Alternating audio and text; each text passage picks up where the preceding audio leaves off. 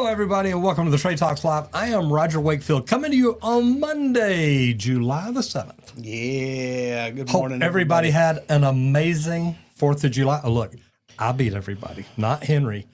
I beat everybody They saw with me Henry's typing help. it. It's With all right. Henry's help.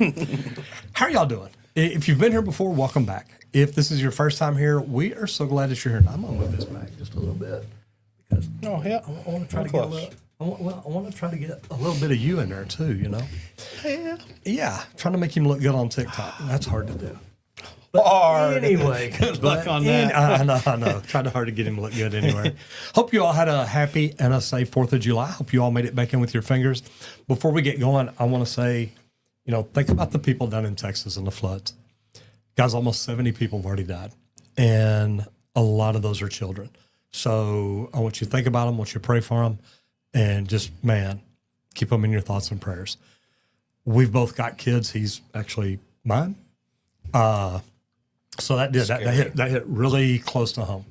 And when you hear the stories, I heard a story this morning about a girl who had floated 14 miles down a river before she was able to catch hold of a tree and climb up it. She had caught hold of another one, climbed up it, thought she was safe. The water uprooted that tree. So, man, it's scary. And the bad thing is, I was talking to Julie, I think about it. And I remember when we were camping as kids, I think it was Bobby fell asleep on a float, like a blow-up float in a swimming pool, because the padding, before they had our mattresses. And a big flood came in. We were at like a Tyler State Park or something, and he floated away. Didn't go far and got caught up in trees or something, but it was just the rainfall, not all the way down the river.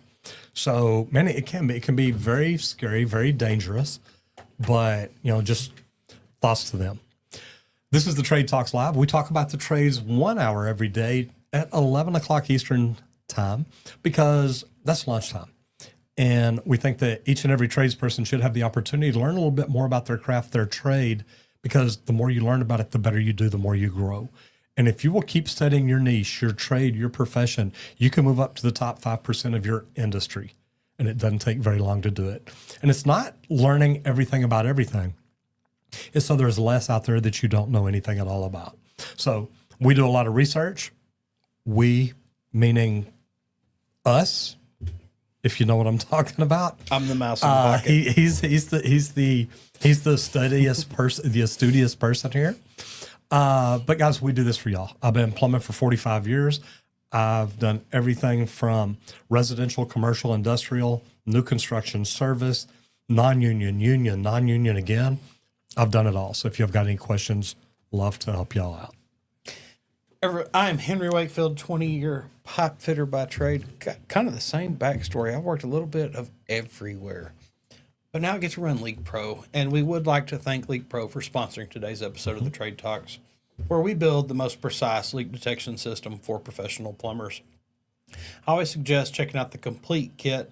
It comes with both pieces of equipment. That way you're covered for outdoor, indoor, under slabs, anything like that, so that you can find those leaks.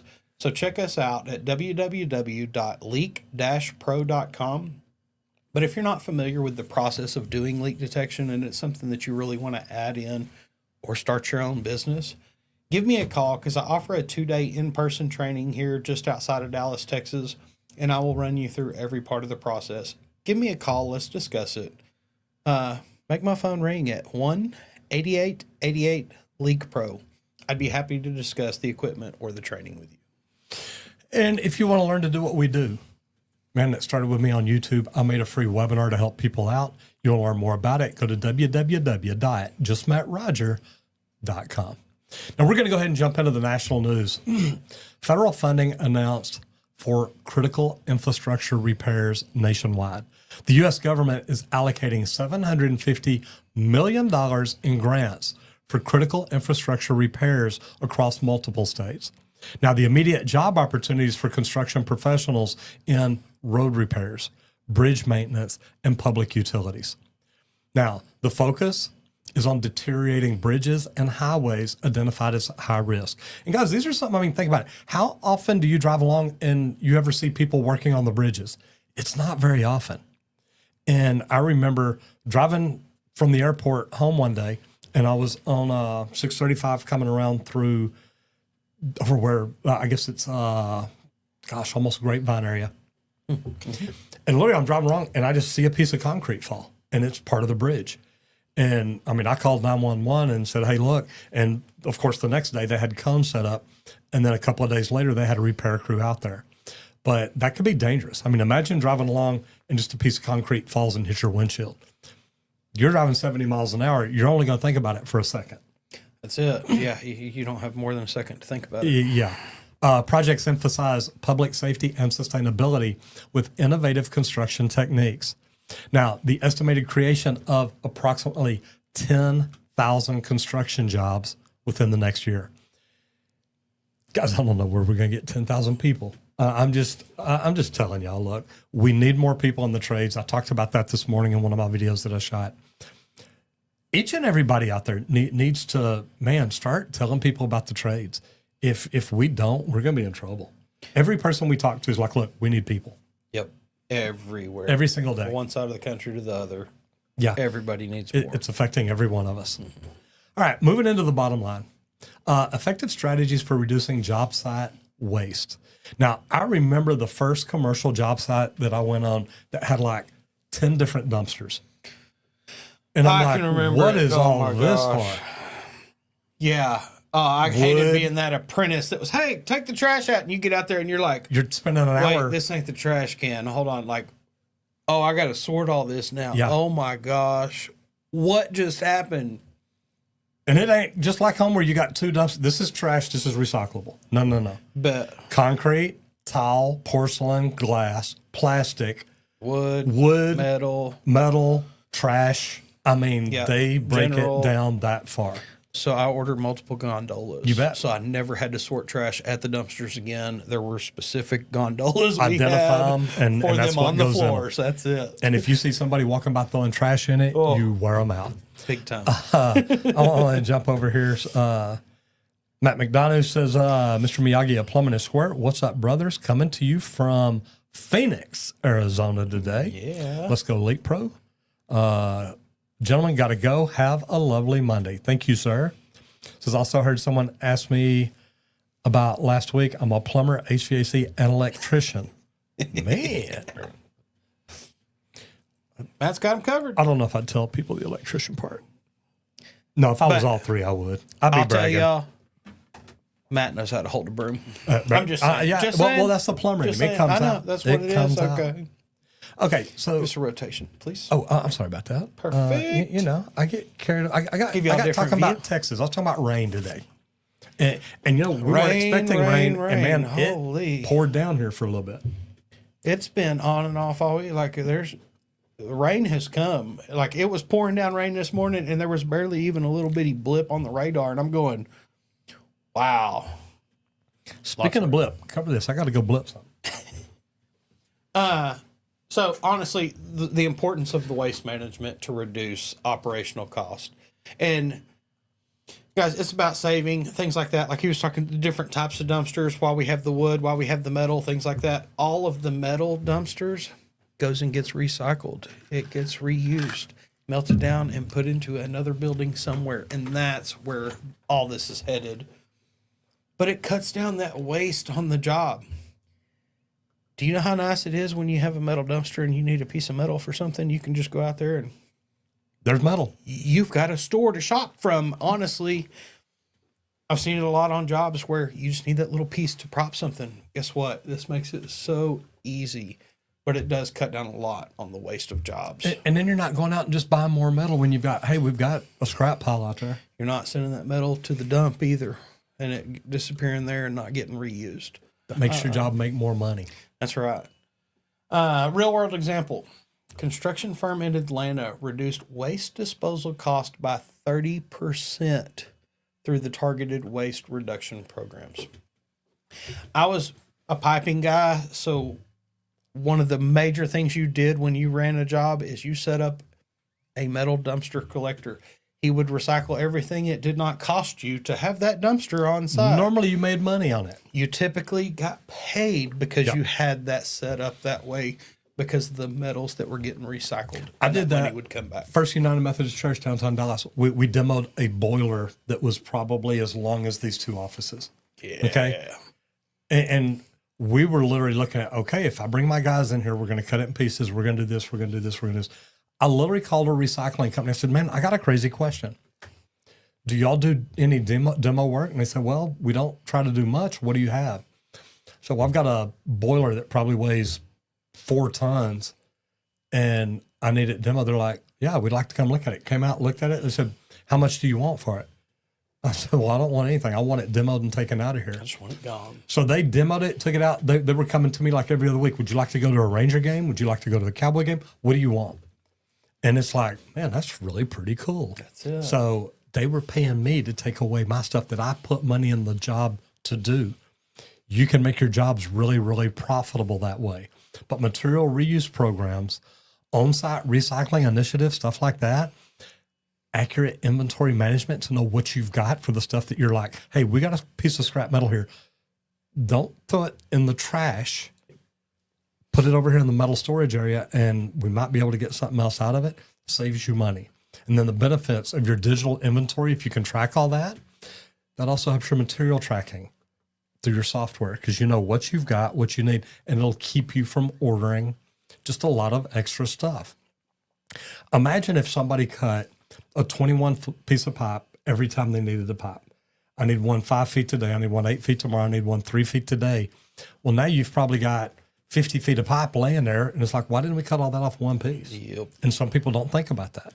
It's just, hey, go get a new piece of pipe. We're going to cut. Well, pipe fitters don't think that way, thank God. And the potential tax initiatives and incentives are out there to help you save through sustainable waste management practices. Because anything you can do to reuse the materials on your same job is great.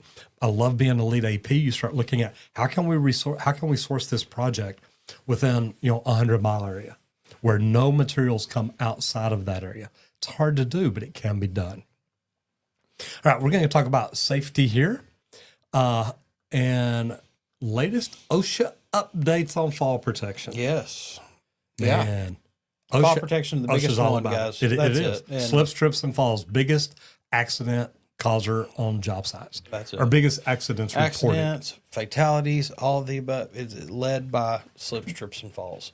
So fall protection regulations are the key, and they stay on top of them. It's recently updated some guidelines requiring stricter enforcement and clearer definitions of what fall protection measures have to be in place. There used to be that argument, like I can remember it on a job site. I'm working on the top of a cooling tower. Oh, you got to be tied off. Yeah, overhead. Okay, you want me to tie off to the clouds? No, you can't. Okay, but I'm tied off to my feet at this anchor point, things like that. But some of the safety guys, you got to be overhead. How do you hit overhead here? You going to fly the crane hook up for me so I can tie off while I sit here and do my work? I'm going to tie up the crane for 2.5 hours to do that. Oh, well, no, hold on. Let's come in. Okay, let's be clear on what we have to have here. But a lot of fall-related incidents continue to lead construction fatalities. The new regulations aim to reduce incidents by 20%. And a lot of people say, look, guys, that's only 1 out of 5. Guys, 20% is a lot. When we're talking slips, trips, and falls, Yeah, that's a lot of people. that's a lot of number in that 20%. But there's changing the requirements to where you're going to have to document your inspections. You're going to have to do your harness check. Do you have it documented that you checked that and inspected that? There's a lot of things you got to keep paperwork on, lift inspections, things like that on the job, just so you can prove that you are looking at it and checking in it. You've got a signature somewhere. It's going to go to the same thing with all of this fall protection devices, your D-rings, your yo-yos, everything. You're going to have to check them and make sure that it's right. Another big one that feeds into this, though, proper scaffold use. I talk about scaffolds a lot. Scaffold safety is huge. You've got to have that competent person in there to inspect it every day before anybody can get on it. But another bad thing about slips, trips, and falls is that perimeter guarding. Do you have your toe boards in place? Do you have handrails there actually keeping you from that edge? And that's something everybody should check because if OSHA walks on the job, if it's Square's job to put up perimeter guarding and I don't ever think to check it, and I'm on that floor working and OSHA walks up, if he's not there, guess who gets in trouble? Even if he is there, we both get in trouble. Yep. If perimeter guard is not up on the floor that you're on, you're as responsible as anybody else. And you better be doing something about it. And another is training. Are you putting guys through the fall training often enough? Oh, I've got my OSHA 30. I was trained 20 years ago. Yeah, I'm good. Guess what? A refresher every year isn't a bad thing. It doesn't take but a few minutes. Hey, are you actually checking everything? Are you signing off? Are you doing your things? And run them through, because that reminder is just what we need sometimes. You know, there was a case study. There was a roofing company in Florida that successfully implemented more stringent fall safety training, and this reduced the incidents by 50%. We were talking 20 earlier, guys. If it goes to 50, even better. Absolutely. Okay. Go above and beyond and start reminding your guys. Keep the trainings going. Slips, trips, and falls are the biggest disaster on a job. And they should literally be talked about every week. That's it. I mean, just top of mind. Do your part to avoid them. Yep. Good stuff. That's the key. All right. I'm going to get into new construction here. But before I do that, I want to jump over here. ScanProbe Technologies in the house. How are you doing? Good to see you. It has been a while. Hope y'all had a happy 4th of July if you celebrated it. Reese Alvarez. Yeah. I like that name. That's cool. That's different. Want to make sure I got that right, so I slowed down to do it. When are they going to update the code books? Reese, and I don't know if you pronounce it Reese or Ricky, which code book are you in right now? Just curious. Corey Turnbull says, thinking about quitting mechanic to start as an electrician, going through a divorce with kids and feel like I'm in a dead-end job. You know, I understand that, but I would almost tell you that, man, a mechanic's almost as in demand as an electrician or plumber is. My mechanic's looking for people all the time. Yes, and that's the key. That's a trade. You are going in, you're figuring out the problem. Yeah, you got. It's like I talk about a lot. Even the trades, electrician, plumbers, all that. You're going to be able to run diagnostics like we do right now on a car, more or less soon. It's just coming. It's there. Soon. Funny word. Funny thing about that word. Yeah. Could be now. Could be a decade. One day they'll have computers figuring out what's wrong with cars. That's it. And it will. A dead end job. It's already there. I don't think so. Now, if electrician interests you more, maybe well worth it. You can go for it. That's it. I love it. Electrician is going to be a highly in-demand job even more and more because computers have to have power. They've got to have communication. And electricians handle all and with all the IoT, electricians are normally the ones that take that over. They're like, look, it's wires or signals or switches or internet that floats through the air. It's normally an electrician. So I get that. I do. So in new construction, there's a boom in prefabricated residential construction. And we talk about this a lot. I've been out to Vegas. We've seen some cool stuff out there. But this increases the demand for prefabricated homes, and it's driven by faster build times and lower costs. I mean, just like anything else, if they can do it faster and cheaper, doesn't that sound better? It does to a lot of people. Now, prefabrication provides controlled environments to work in. I've literally been in a warehouse in Vegas, probably 20, 30 feet tall ceilings. And it was a massive warehouse, and they're building offices and fast food restaurants and things like that in there. Building them, taking them back apart, shipping them out, bolt them up in place. It works. But this also helps reduce the delays due to weather because, everything's indoor. It's a controlled environment. You're working in 70, 72 degrees all day, every day, forever. It takes me back to whenever I first started in the office and the guys were giving me a hard time. They're like, oh, you came from the field. Yeah. Oh, you're going to hate the walk from that car to the building. I know, it's come tough. Winter and summer now, man. It's going to be brutal. But man, once you get to the building, you're good. And it's like, man, You don't understand how nice that is to have that controlled environment to go to every day that does save time and there's no delays, and that's huge. And this impacts a lot of trades. It does. In a great way, guys.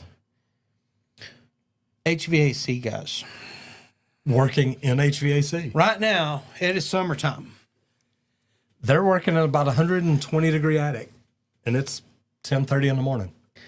Not if you're prefabbing at this warehouse where it's 70 this rain is degrees. as humid as heck up That's there. it. Like, it helps a lot of us, bringing you out of the elements. And I understand, like, that's what I told a lot of the guys. I said, look, you just dress for the elements, guys. I don't show up wearing this to work out in the cold all day or out in the heat all day. I do. I want to be adjusted, layered right accordingly. I wear different layers from winter to summer. Doesn't matter if I'm in the office or not. I did that because I dressed accordingly and appropriately because you didn't really know where you would be all day. Things happen and things change. But having a controlled environment, it's a great thing. That's why it's great moving towards prefab. And guys, they can prefab almost everything nowadays. So that excuse is kind of gone, I feel like. And we've seen it. I mean, even the racks going down the hallway. It's like, wait, what? Yeah, where it's got multiple trades on it. It's not just one anymore. It's not, the MEP guys are doing it. No, yeah, the MEP guys are doing it, but they also have the controls people involved. They're putting in the cabling for this, the racks. They're putting in all the extras that go a little bit above and beyond even more. So, Plumbing, electrical, HVAC, guys, every one of them. They're getting into streamlining this. How can they do it? fire. And they do putting it the through sprinkler repetition. systems in. Yeah, fire sprinklers. like adding every trade. A good example here. There was a recent project in Denver. It was completed 40% faster than the traditional methods by prefabrications, guys. And guys, if you can cut a job of 40%, it's going to work. That's it. And it's 40% now, but guess what? 10 more jobs under your belt. Could 50 be or 50 or 60. 60. Yeah. That's it. It's only going to get better. So keep striving for it. And look, future market trends, this is happening more and more. More and more. Places we go, more places we read about, more places are getting into prefabrication. They build restaurants and roll them down the street I and know- pull I it know. off with a crane now, I know, guys. it's freaking crazy. We're headed to more and more. It's coming. So Mm-hmm. that's the future trends. All right, so mindset growth. And this is a big one because, man, I hate to tell y'all, I used to be that guy. I used to be the guy that was literally, I'm not changing. I'm doing things the exact same way I do it. I can't tell you for how many years I said, look, I'm never changing. I'm an old dog. I ain't learning new tricks. I'm going to do my deal. But guys, you got to get a new mindset. And your mindset changes. And believe it or not, you can have control over it.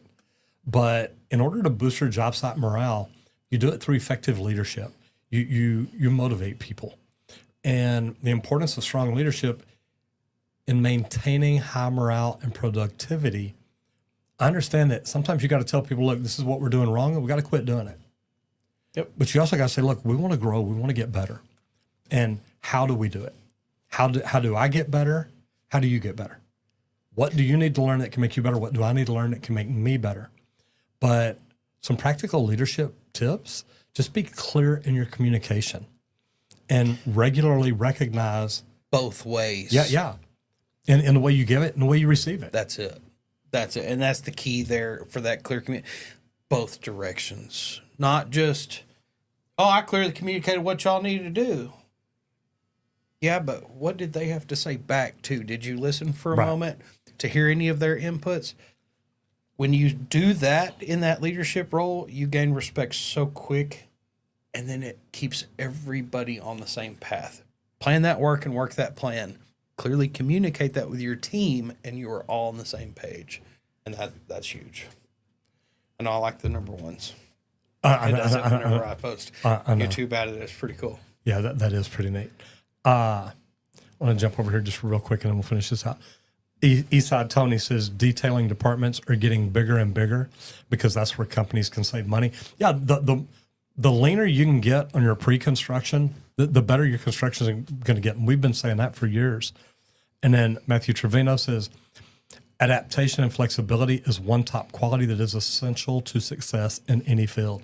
And I love that, Matthew, because you're right. You've got to be able to change. And I did for many years. I'm like, look, I ain't changing. This is me. And then the more I learned, the more I thought, wow, you know what? I have an opportunity to do better, to make more money, to make it better on me, to work healthier, to do a lot of different things. But not just clear communication. You want to recognize people and you want to give positive reinforcement. Hey, that's good.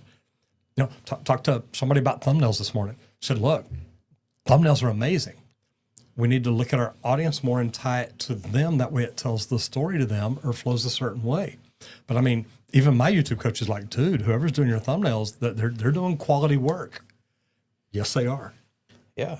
One of my favorites is that clear communication. When that first year apprentice gives you a decent idea, the next morning, hey, everybody, I just want y'all to know that Bob over there, our first year apprentice, came up with this idea for y'all to use today on the job site. Let's try it and see what happens. Let's try it and see what change it makes.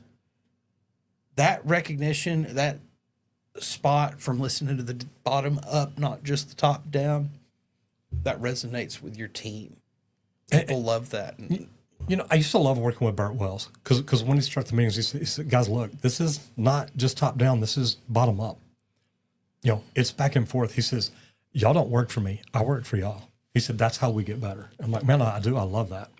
But electrical contractor improved their team productivity by 25% just through morale boosting initiatives. What can you do to make your people happy? What can you do to boost them up? And encouraging a culture of open communication to resolve issues quickly helps a lot. Because when there's problems, they just linger. But when you can resolve them, things get a lot better. There's lots of different strategies to effectively manage team stress and prevent burnout just by talking to them, recognizing them. But the feedback goes both ways, and you've got to remember that. You know, my team helps me with YouTube. They help me with all my social media, but YouTube's where it started. And if you want to learn more about YouTube and how to use YouTube to grow you, to grow your business, and I love YouTube because YouTube's where I make my long form content, and we can cut it and piece it and share it to a lot of different places on all other social platforms. But to me, it starts with YouTube, the second largest search engine in the world. And a lot of people tell me I can't do it. And after I listen to their reasons, I'm like, man, you can do it. You're listening to the voices inside your head. YouTube's not the problem. It's the voices that are telling you that it won't help you, because I promise you that it can. It's something that can help you grow and help your business grow. If you want to learn more about it, I did a free webinar, and you can get it at www.justmattroger.com. Go check it out. I'd love to know what you think about it. Squirt, tell us about Leak Pro. I was gonna say, everybody, we would like to thank Leak Pro for sponsoring today's episode of the Trade Talks, where we build the most precise leak detection system for professional plumbers. And when I say the complete system, guys, there's two different devices that we build. We build the probe, T-handle style, stainless steel rod, real durable for probing in and out of the ground. That's what we prefer for that meter to the home service, irrigation lines, anything like that. But then also we love the Sidekick. Sidekicks are pistol grip style with an aluminum rod, and that aluminum rod helps enhance the sound even more. And we love that because it kind of eliminates the layer of concrete. So if you're going into the house listening through a slab, driveways, sidewalks, anything like that, paved stones, whatever, you really want that Sidekick. So I always suggest checking out the complete kit at www.leak-pro.com. But also, if you're not familiar with the process of doing leak detection, get trained. Give me a call. We do a training here, 2-day in-person training. I've got 11 leaks out under a slab. We run through line locating so that you can pinpoint where the lines are. That just cuts down that search area a lot. Then you start to pinpoint locate the leaks. Go through on how to do that. I also have one leak outside of the slab so that you know what that sounds like also. But then I've got a couple sewer systems set up. One cast iron and one PVC, where we teach you to go to that double clean out outside of a home, and you can do isolation tests on that sewer system to determine exactly where the sewer system is leaking. And also, we'll teach you how to promote these services in your local area. So give us a call at 1-8888-LEAK-PRO, and I'd be happy to discuss the equipment or the training with you and how we can add this to your list of services. It's good stuff, guys. And it is. It is the most precise leak detection system I've ever found. All right, we're going to roll over into all trades and improving collaboration between trades crews. Now, this benefits everybody on the job site, believe it or not. But the real benefits of a cross-trade collaboration, it reduces delays and it minimizes the errors. Because if you're talking to other trades, if you have to move something, if you've got to do something, you got to do something different that maybe it's not a lead project and everything wasn't done in CAD 100% right. I've literally called CAD people before and said, yeah, we turned off the collusions because there were just so many. Like, well, you're killing us out in the field. And they're like, yeah, but we figured y'all could figure it out. Yeah, I've got 10 guys standing around trying to figure it out where you could have done it on a computer in an hour. It'll take all 10 of us 2 hours, 3 hours, 4 hours. I got 10 guys picking up this joint of pipe. How hard is it for you to move that mouse in there in the office, bud? Yeah, that mouse gets Just heavy. saying. But there's some effective strategies Yes. too. You can do joint pre-construction meetings, which are great. The BIM meetings, I mean, I've been in BIM rooms that blew my mind. You could literally look up at a wall and see the entire room built out. It was amazing. You also need clear role definitions. In each area, who's has the hierarchy? That's it. And as long as you understand that, and it's not just like, hey, I won the flip of the coin, I get to go first. Yeah. What needs to go highest up against that deck? And it does. It can change in different areas. That's why I said in different areas, who's in charge. That's it. Because it needs to be that way. Y'all get out of my mechanical room. Y'all get out of my and right. But in the mechanical room, guess what? That's it. That's the hierarchy. I had the hierarchy. Yeah. But then you want to have regular coordination meetings. You want to make sure you're talking on a regular basis, because if you change something and you don't tell anybody else, those coordinated drawings are now trash. That's it. Yeah. I call them this couple inches off. Guess what? That affects everybody. Yeah. It's not just, really I'm just going to make this adjustment. It's good.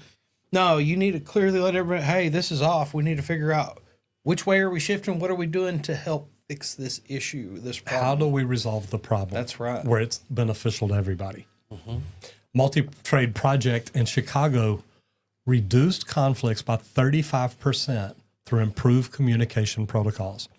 Now, I've had some that literally every time you made a change, everybody got notified. Ooh, Roger Wakefield just made a change to plumbing on level 2, area 4. And anybody could go to that area. It'd be clouded. If you click the link, it'd take you right to it. It works because there's tools and software out there that are recommended for effective team collaboration. And you can study. There's a lot of different ones, but and I don't even remember the name of the one we had, but literally it was just some kind of a shared blueprint that anybody could edit. But anytime you went in to edit something, it told everybody you edited it. And there better be people around saying, hey, you can do that, or hey, you can't.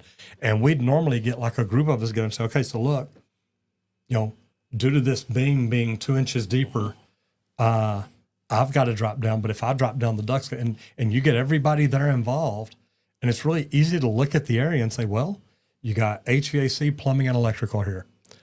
Let's get everybody together. Yep. And you get them together and say, look, here's what we're going to have to do, or here's what I think. Yep.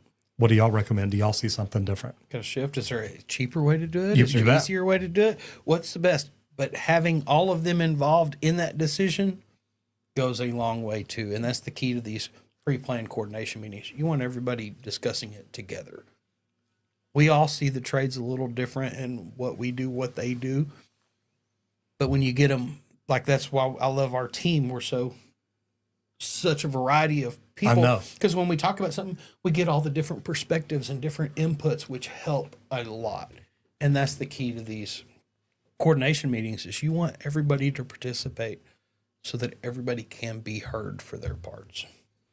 And a good way to do this is encourage team building activities. We went and did wiffle ball back when we had the plumbing company, and all the plumbers and office people and everybody.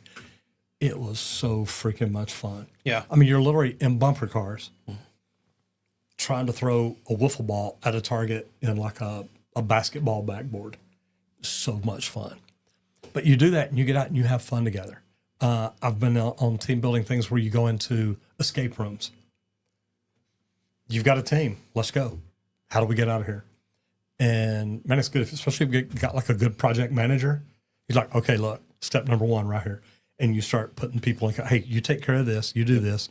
And it does, it works, but it was neat stuff.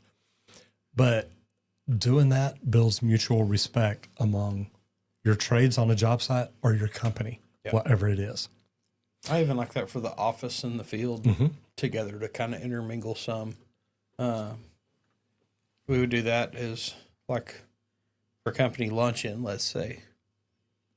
Don't just sit with the crew you're on the job with, guys. Sit with people, you don't normally talk to so that you can find out what their roles are at the company, meet more people, and helps expand that family. I love it. All right, laws and licenses.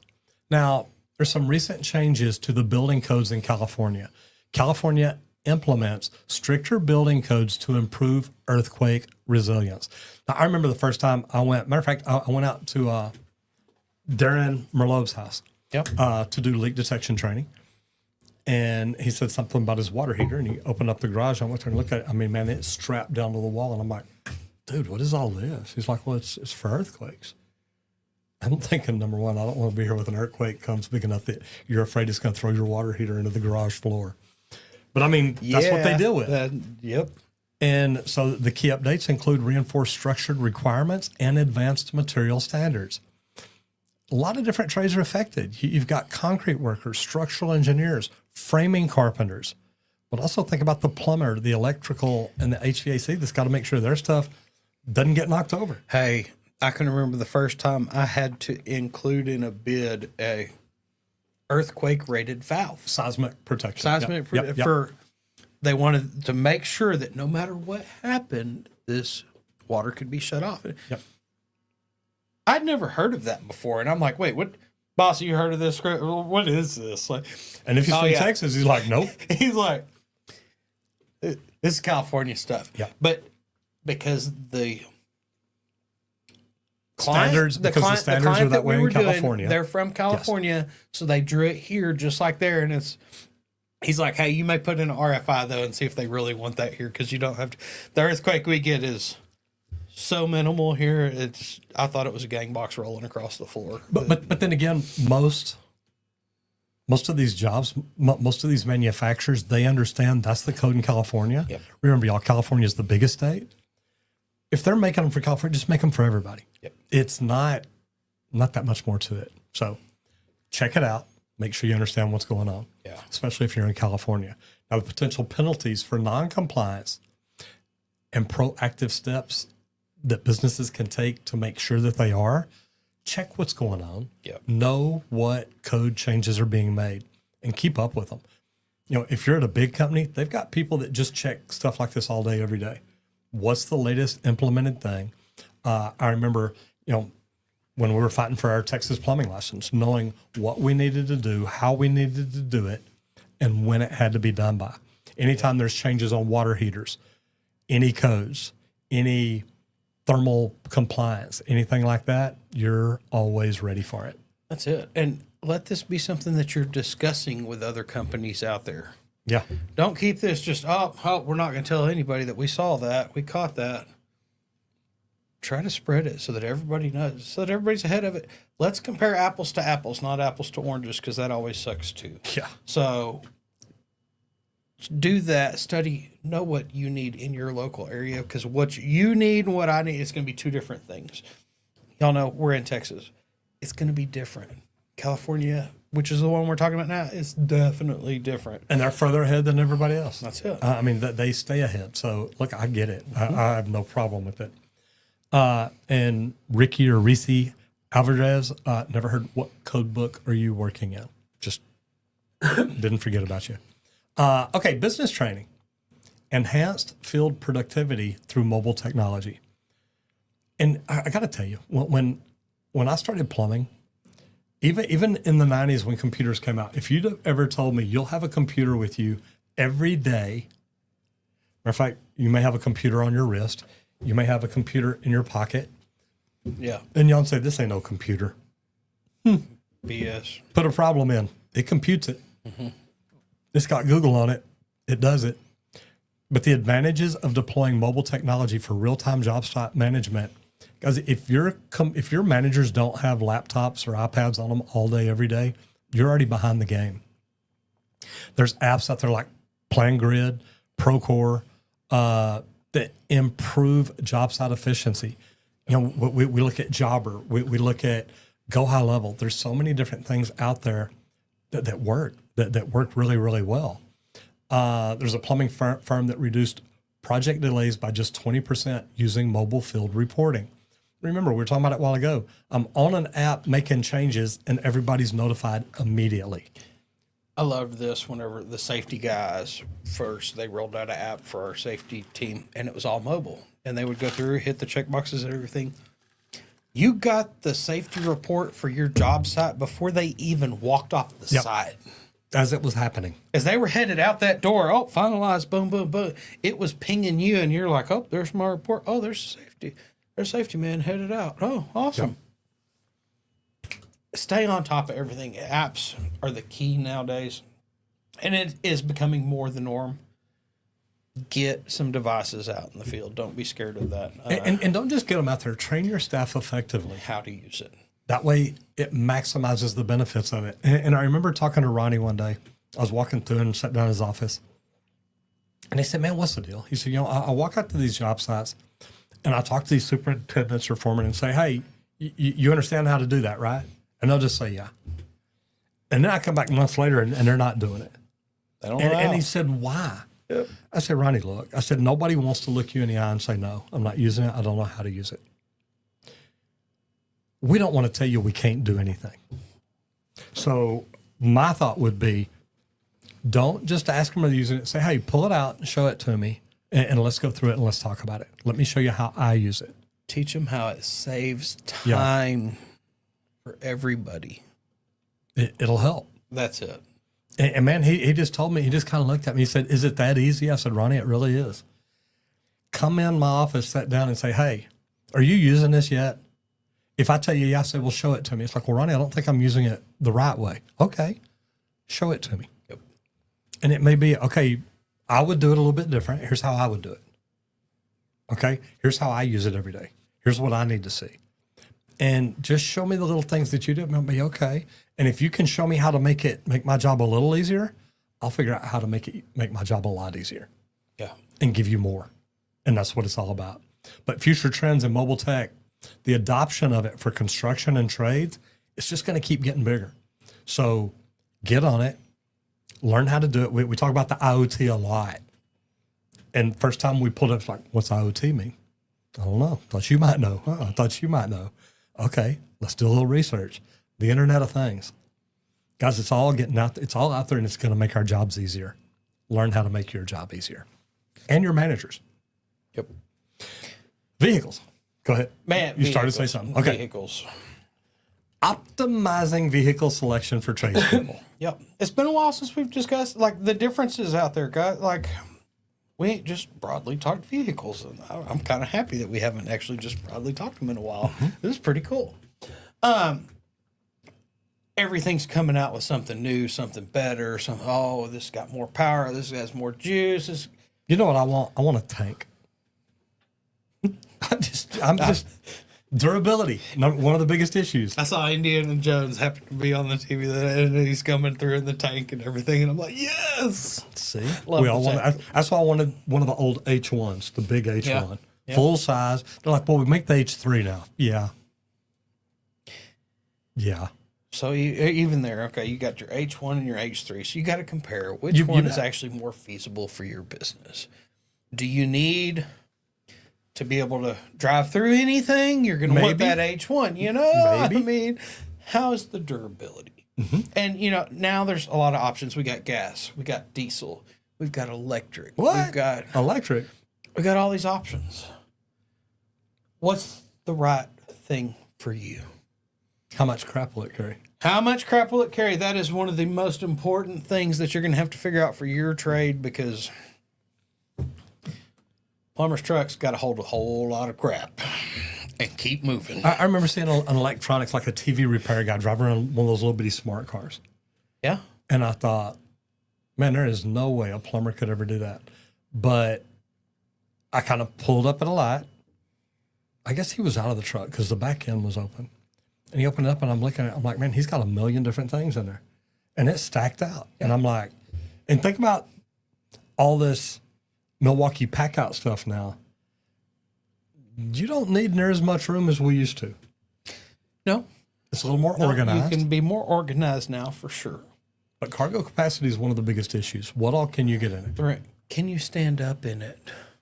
Not in that smart car, you can't. Not in that smart car. You Like, can't even stand up next to it. It's so low it reaches over and hits you on the head. I can't pick the smart car. It's just not the right choice for my company. I don't know. For your company, all you need to do is carry one Leak Pro down the train to ship it every now and then. That's about all you do with it. Luckily, sometimes I got to carry 3. No, I got to bring cases here. Okay. See, I got to have this big They don't pallet. deliver? They don't deliver? No, Not for me, they don't. Not to this address. We're outside their area. Comparative analysis of popular models. Ford Transit, We don't drive Fords around here. your Chevy Express, your Ram ProMaster.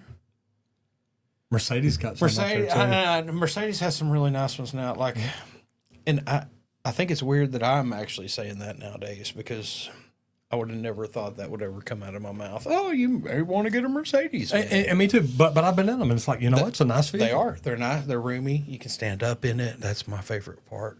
There's some room. But you've got to think about this. Are you in the city? Are you in that urban area? Tons of stuff. You're barely going 2 miles to the next job. Electric may work for you. Mm-hmm. Do you haul dozers, tractors, backhoes, all this stuff, things like that? It may not work for you. You're not going to want that electric device. I'll tell you what. You're going to want to go diesel. I drove home from Bonham, Yep. coming up 78 the other day, Saturday, July 5th, coming back home. And there's a little Ford truck pulling a boat. Okay. Not little, full size. All right. But driving about 40 miles an hour with the flashers on. It's about as fast as they could go. And I'm like, might be time to pick a different truck. If I had to drive 40 miles an hour from here to Telephone, I would be upset. Well, I'm hoping that that's just because of the driver, not the truck. No, it was a Ford. We know what the problem was. But there's an HVAC company in North Carolina that improved their fuel economy by 15%, which may not seem like a lot, but when you're paying $100,000 a year for fuel, 15% adds up really, really quick. Yeah. And they did it through fleet optimization. And there's best practices for fleet management, maintenance, and life cycle planning. Know how often you're driving, how far you're driving, and who's driving them. And know that your drivers are maintaining their vehicles. Amen. It will give it 2x the life. If you don't pull this up, if you are not looking ahead and seeing where you need to be, seeing what vehicles you need, it's called a budget. And it's one of the first things that I learned whenever I joined best practice groups. Get in and understand where you want to be. And your budget allows that. So when you're looking at your growth, you don't want to exceed it because if you grow too fast, it's going to hurt your business. So you want to figure out how to do it right, but build a budget so that when it's time to buy that vehicle, you know that you can. All right, so we're going to go ahead and share the screen right here, maybe. Oh, yeah, I'll do it all over here, don't I? Yep. It's been a while. And then one more up top. What's your name again? Okay, now you have Dustin. control of that. I know. So we're in the social media section, and as you can see, we are pulling up Electrician U, my brother, Dustin Stelzer. Educational channel run by Dustin. He's a great guy, highly respected in the electrical trades community. If you're not subscribed to his channel, guys, jump over there and subscribe. He's got good stuff. But he does very popular videos that include detailed code explanation. We've talked a lot about code today. Tool reviews. We've talked about some tools today. Real world troubleshooting. Now, he is really good and I love what he does, but some of the highlighted content, common residential wiring mistakes. Guys, if you understand what kind of mistakes are being made, you can understand how not to make them. That's what I love about this. That video's got over 2 million views, and he's known for his engaging presentation style, clarity, and his very comprehensive content. Why did you pick this one? I mean, we pick this a lot, and I know it. He's one of the best electricians out there. Hey, he's an electrician out there trying to get your phone to ring. I'm trying to get your phone to ring too, you know? Mm-hmm. Honestly, guys, he's trying to help y'all out there. If you want to know, if you are, okay, now, the way we know this isn't me, but if you are passionate and intrigued by electricity, this is the channel for you. Yeah. Lost me already. Sorry. Okay, go back in. How long ago did he start? Like we did everybody. 2016. 2016. Probably doing very good. Yeah. There at 9 now. Almost. Yeah, he's a couple of years before me, because when he started going good. 115 million views. Yes. Very good. Okay. Going to the videos. We're at the latest right now. This is the latest currently. Okay. Like this stuff. Cruising. We looked at this a while back because we looked at choosing the ladder rack, which is a great thing. So nice. If you have a van and you don't know a whole lot about ladder rack options, definitely check this out because it will save your back. All right. Popular videos. Wiring and installing switches. Now, guys, that's one that we can all learn from.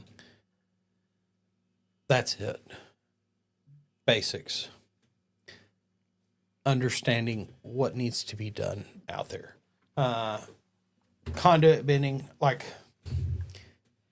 I bent tubing, small stuff. Well, okay, I say small stuff. I even did some big bends too with some hydraulic benders and stuff. But it is an art to actually go in and bend all your conduits to make your conduit look the way it is in that thumbnail picture. You have to lay out every single bend the right way, the right distance. You have to know how to do that. All the little formulas to figure those distances right. That's what and not just lay it out. You got to mark it. You have to bend it. You've got to do every single step right to make it a piece of art to walk away from. Okay. Now we're going into oldest videos. There we go. 7 years ago. So right about where we are. Yep. He got serious back in 2018-ish, around in there, which is where we got started. All his thumbnails look the same. Yeah. He's changed a lot. Like, you bet. I was going to say, it modernized it a little bit. But, you know, just like we were talking to Dimitri at the end of last week, just like you, talks from beginner to the top. You want to learn the business side? Great. You want to learn the basics of installation? It's all here. Great. It's there. It is a spot that you can actually go to and learn a lot of different parts of the trade, not just one, not just the how-to and that's it. Okay. I want to know a little bit more. I need to know whys. I need to know the reasonings. Okay, scroll how we get there. Because I like this too. If you look, and right here, his oldest, he was literally numbering his videos. 1, 2, 3, 4, 5, 6, 7, 8, 9. Number 3, wiring and installing switches, one of his most popular, 2 million. But I mean, you know, you look at this, and I don't know where he started, stopped, maybe around number 18 or 20. And he finally said, yeah, we ain't doing that anymore. He learned a little bit. No, he did. But I mean, he was doing some good stuff. No, he kept going. There's 23, there's 24.